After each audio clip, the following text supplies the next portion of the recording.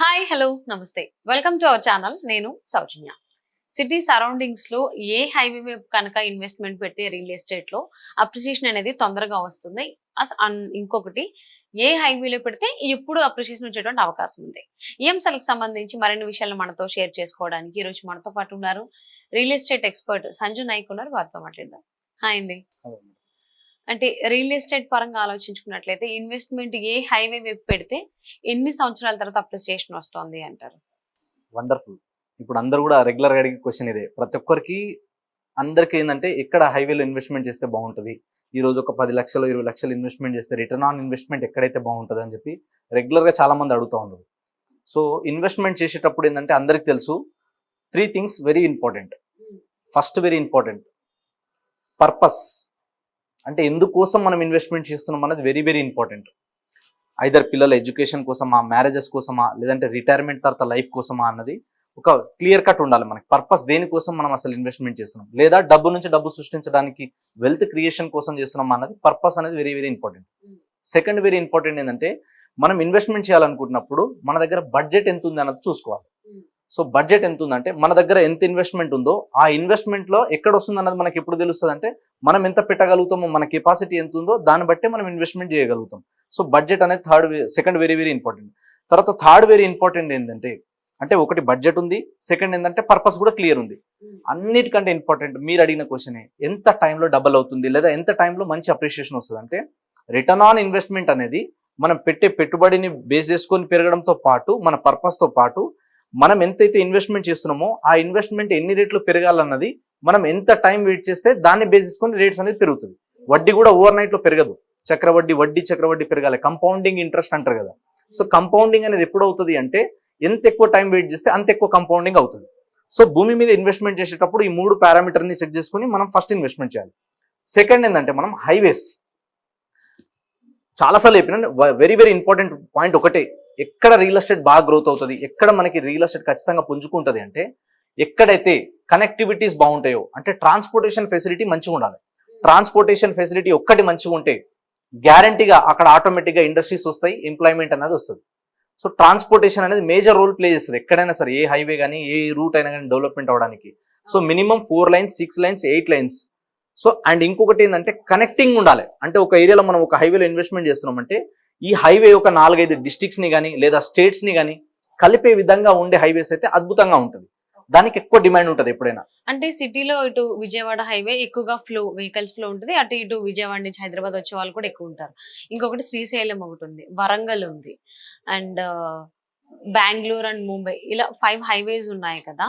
So ఈ 5 highways లో ఎక్కడ ఇన్వెస్ట్మెంట్ చేస్తే ఎన్ని సంవత్సరాలకు అప్రిసియేషన్ వస్తుంది? సో ఈ అన్ని హైవేస్ మీరు చెప్పిన 5 హైవేస్ ఏ హైవేకు ఉన్న డెవలప్మెంట్స్ దానికి ఉన్నాయి, దాన్ని కంపేర్ చేయడానికి లేదు. సో దీంట్లో ఒకటి ఏంటంటే ఎనీ హైవేలో మీరు ఇన్వెస్ట్మెంట్ చేసేటప్పుడు ఒకటి మీరు సిటీ నుంచి ఎంత డిస్టెన్స్ వెళ్తున్నారు అన్నది కూడా వెరీ ఇంపార్టెంట్. ఇప్పుడు మనం ఓఆర్ఆర్ దాటిన తర్వాత నుంచి క్యాలిక్యులేట్ చేయాలి ఎప్పుడైనా సరే మనం, ఎందుకంటే సిటీ దాటిన తర్వాత ఇన్వెస్ట్మెంట్ చేయగలుగుతున్నాం అంటే ఓఆర్ఆర్ తర్వాత ఉంది. ఇప్పుడు మీరు అన్నట్టు చూసుకుంటే ఫస్ట్ హైవే ఏది ఉంది మనకి, మీరు ఇందాక అన్నది మనకి విజయవాడ హైవే ఉంది. విజయవాడ హైవేలో మీకు ఎక్కడి నుంచి స్టార్ట్ అవుతుంది అంటే పెద్దంబర్పేట దగ్గర నుంచి మొదలు పెడితే అప్ టు చౌటుప్పల్ వరకు గ్యారంటీగా గ్రోత్ అవడానికి ఎక్కువ స్కోప్ ఉంది. ఎందుకు, సిటీకి దగ్గర ఉంది. సో కనెక్టింగ్ మీరు అన్నట్టు ఎప్పుడు కూడా ట్రాన్స్పోర్టేషన్ బాగుంటుంది. అదే విధంగా ఇక్కడ నుంచి నెక్స్ట్ ఏంటంటే తెలంగాణకి ఏపీ కలిపే విజయవాడ హైవే అంటారు దాన్ని. కాబట్టి కనెక్టింగ్ రోడ్స్ మంచిగా ఉన్నాయి, సరౌండింగ్ డెవలప్మెంట్స్ ఉన్నాయి, ఇంకా వస్తున్నాయి. కొత్త గవర్నమెంట్ కూడా ఇప్పుడు కొత్త ప్రపోజల్ తేవడం, ఇంకా కొత్త ఇండస్ట్రీస్, సో వీటి మీద కూడా వర్క్ నడుస్తూ ఉంది ఇంకా. సో ఇవన్నీ కూడా ఇంకో 3 to 6 months లో ఏమేమి రాబోతున్నాయి ఇంకా కొత్తగా అనేది మొత్తం డీటెయిల్ గా తెలుస్తుంది మనకి. కాబట్టి విజయవాడ హైవేలో అప్ టు మనం చౌటుప్పల్ వరకు ఎక్కడ ఇన్వెస్ట్మెంట్ చేసినా నేను ఒక విషయం మళ్ళీ చెప్పదలుచుకున్నా, మినిమం మీరు అవుటర్ దాటి బయటికి వెళ్తున్నారంటే మినిమం ఎక్స్పెక్టేషన్ హైవేకి దగ్గర ఉన్న టౌన్ కి జంక్షన్ కి దగ్గర ఉంటే 5 to 10 years మినిమం వెయిట్ చేయాలి. 5 to 10 years మినిమం. ఇంకా అక్కడ నుంచి ఒక 10 kilometers లోపల వరకు వెళ్తే కనుక minimum 10 years and above wait చేయాలి. ఎందుకంటే రిటర్న్స్ అనేది ఎంత ఇప్పుడు మనం పెట్టే ఇన్వెస్ట్మెంట్ కి అక్కడ ల్యాండ్ వాల్యూస్ కి సరౌండింగ్ ఉన్న ఇన్ఫ్రాస్ట్రక్చర్ ని బేస్ చేసుకొని పెరుగుతుంది ఎప్పుడైనా సరే. సో ఇప్పుడు ఎలా ఉంది, నెక్స్ట్ ఎంత వస్తుంది అనేది దాన్ని బేస్ చేసుకొని పెరుగుతుంది. తర్వాత వచ్చేసి ఏముంది మనకి వరంగల్ హైవే. సో వరంగల్ హైవేలో అప్ టు వరంగల్ వరకు ఫ్యూచర్ లో అద్భుతమైన డెవలప్మెంట్స్ వస్తాయి.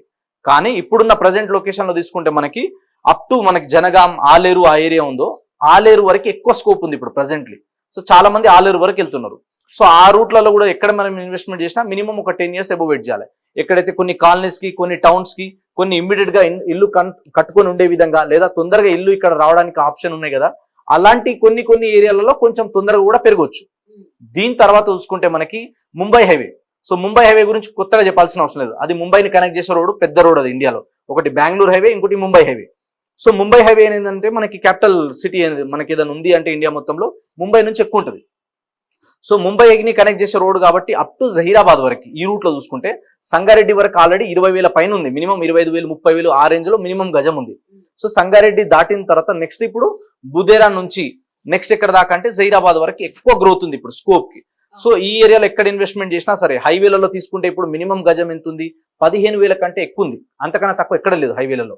లోపలికి వెళ్ళే కొద్ది 12,000, 10,000 ఆ రేంజ్ లో దొరుకుతాయి. సో జహీరాబాద్ వరకు పెరగడానికి ఎక్కువ స్కోప్ ఉంది. చాలా మంది ఇప్పుడు మేజర్ గా ఫోకస్ చేసేది అప్ టు బుదేరా నుంచి నెక్స్ట్ జహీరాబాద్ వరకు ఎక్కువ స్కోప్ ఉంది.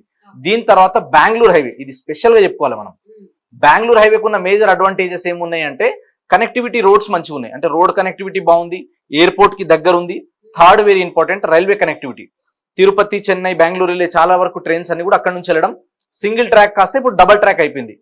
సో దీంతో పాటు హైవే అన్నది 4 లైన్స్ ఉన్నది కాస్త ఇప్పుడు 8 లైన్స్ గా ఎక్స్పాండ్ అవుతుంది. అది ఇండియాలో ఫస్ట్ డిజిటల్ హైవే కాబోతుంది. సో సిటీకి దగ్గర ఉంది కాబట్టి బెంగళూరు హైవేలో చూసుకుంటే తిమ్మాపూర్ వరకు, నియర్లీ తిమ్మాపూర్ వరకు మనకంతా 111G ఉంటుంది. సో తిమ్మాపూర్ దాటిన తర్వాత నుంచి HMDA లిమిట్స్ ఇదంతా.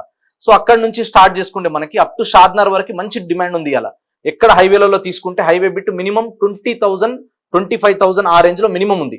లోపలికి వెళ్లే కొద్దీ మనకు 14,000, 16,000, 17,000 ఈ రేంజ్ లో దొరుకుతాయి. ఇంకొంచెం ఒక 10 కిలోమీటర్ వెళ్తే మనకు అక్కడ ఎంత వస్తుంది, గజం 12,000, 10,000 రేంజ్ లో దొరుకుతుంది.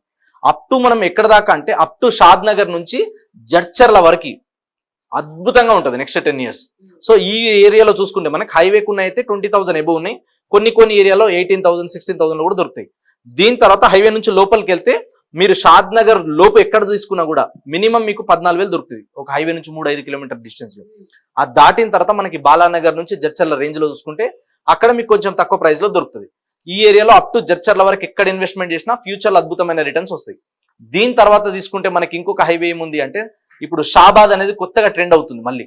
ఎందుకు అంటే ఎయిర్పోర్ట్ కి దగ్గర ఉండడం, ఇటు బెంగళూరు హైవేకి, ఇటు కొడంగల్ హైవేకి, ఏదైతే సీఎం రేవంత్ రెడ్డి గారు సంబంధించిన నియోజకవర్గం ఉందో ఆ వికారాబాద్ పరిగి వెళ్ళే రోడ్ అనమాట.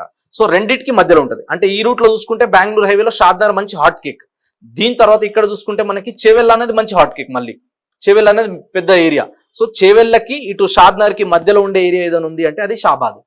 సో షాబాద్ కూడా HMDA లిమిట్స్ లో ఉండడం, సో షాబాద్ కి కూడా మంచి స్కోప్ ఉంది. చుట్టూ ఎంప్లాయ్మెంట్ ఆపర్చునిటీస్ ఉన్నాయి కాబట్టి.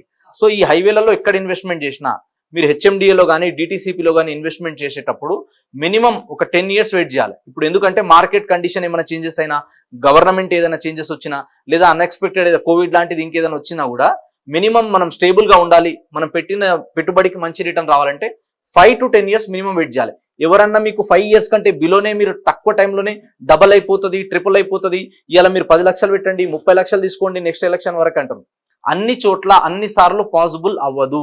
కాబట్టి ఇలాంటి మాయ మాటలను నమ్మి ఎవరో చెప్తున్నారు కదా, ఏదో మంచి హోర్డింగ్ రంగు మొత్తం హోర్డింగ్లు చూసి, అడ్వర్టైజ్మెంట్లు చూసి ధన్మని ఇన్వెస్ట్మెంట్ చేయదు. అంటే చాలా మంది ఏం చేస్తారంటే వాళ్ళకి టెంప్టింగ్ అయ్యే విధంగా వాళ్ళకి మంచి అడ్వర్టైజ్మెంట్లు చూపించి హీరోలు హీరోయిన్లతో అడ్వర్టైజ్మెంట్ చేసినంత మాత్రాన కూడా బాగా పోతాయని కాదు. ఎక్కడైనా సరే డాక్యుమెంటేషన్ క్లియర్ ఉందా లేదా, అక్కడ డెవలప్మెంట్స్ ఉందా లేదా, రావడానికి ఎక్కువ స్కోప్ ఉందా లేదా, ఇంకా ఫ్యూచర్ లో గ్రోత్ అనేది చూసి పెట్టుబడి పెడితే అద్భుతమైన రిటర్న్స్ వస్తాయి. ఇలాంటి వాటి గురించి ఏ డౌట్ ఉన్నా చాలా మంది బ్రదర్ సంజయ్ నాయక్ ని కన్సల్ట్ అవుతే అన్ని డీటెయిల్ క్లియర్ చెప్తాం.